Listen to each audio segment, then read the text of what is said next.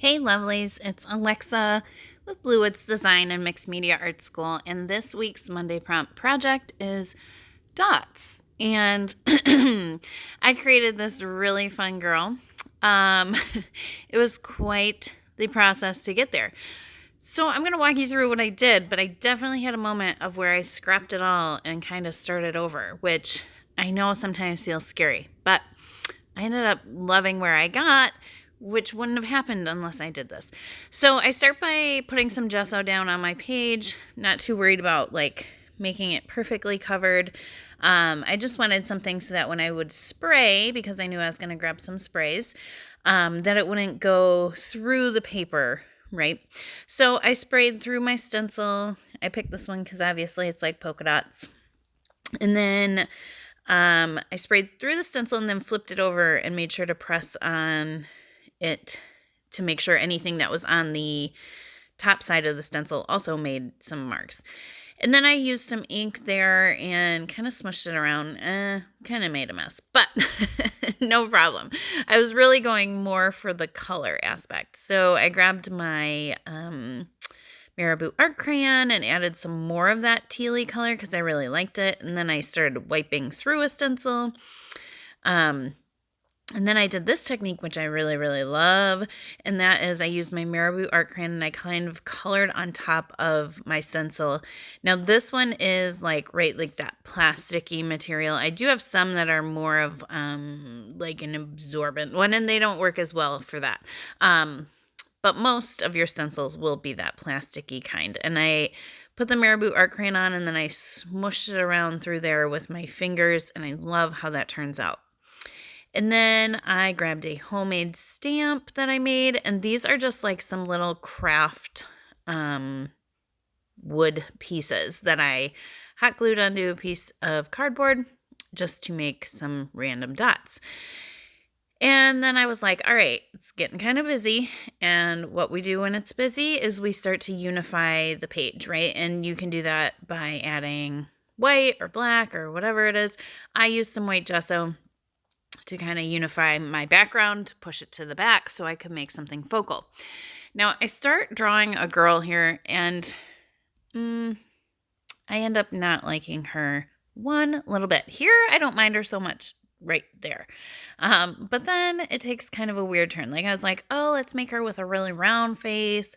And then I start playing and I'm starting to lose I don't like it. So I start kind of just scribbling, and I don't like her as I'm doing this, but I just kind of keep my hands going and scribble, scribble, scribble. Like I get it out of my system. And then I start smushing it all around, and then I grab my gesso and I gesso over the whole thing and kind of start fresh. Now, because I used charcoal when I was drawing her, it mixes in with my gesso and gives me this really cool gray color, and I really, really like it. And so yeah, so I am just starting fresh here. Now, what's interesting though is that even though I put on a layer of gesso and that background really kind of goes away, it still peeks through here and there. And I like that about it. And it kind of becomes this like dreamy, subtle background, which I don't know. It's really kind of cool. And I wouldn't have gotten there had I not done the process that I did. And now I'm grabbing this little dauber that I have that has India ink in it, and I start by all right, I'm just going to put some dots on the page because that's our theme. I'm going to start with dots, and I'm just going to get inspired from there. And I really loved how the teal circles turned out when I did it through the stencil with my Marabou art crayon. So I wanted to do that again. I thought for a moment right here about drying my black dots, but then I said no, because it'll mix in and it'll make this grungy color, but I'll still have some teal.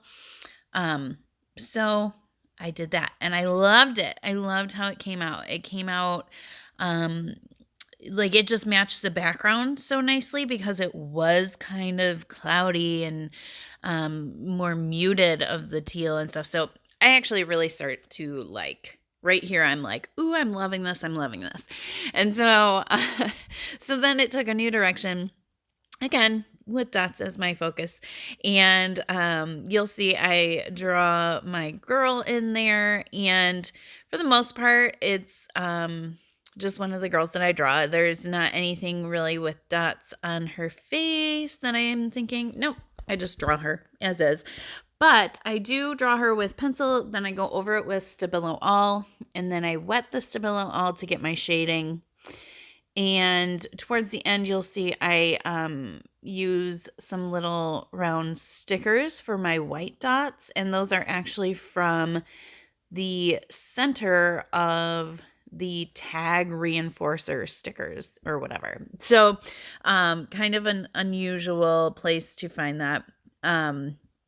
But I kind of wanted, I was going to just do splatters, but I was like, no, I really want like perfect circles, white to brighten it. And then I actually found a quote that was also a circle, a dot, if you will. So I used that for her as well. And that's about the process. But I want to encourage you that if you feel like you're getting lost in a page and it's going a direction, or maybe you like how it's going and then you feel like you screw it up, because I did. I liked the beginning, but I screwed it up. I did not like that girl that I drew.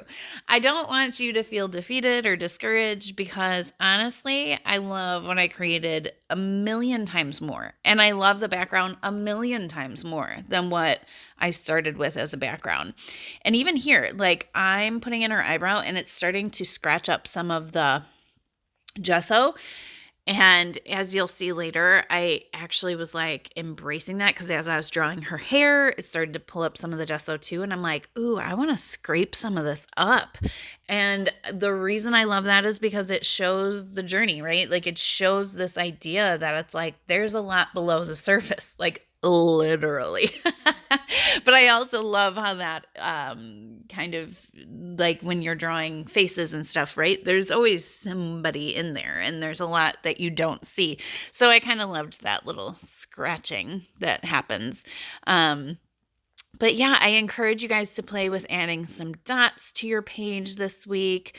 Resident Artist Devin is our other inspiration piece, and you can check out on our Instagram page or in our Facebook group, and you'll see all the links to everything you need to check out her piece as well.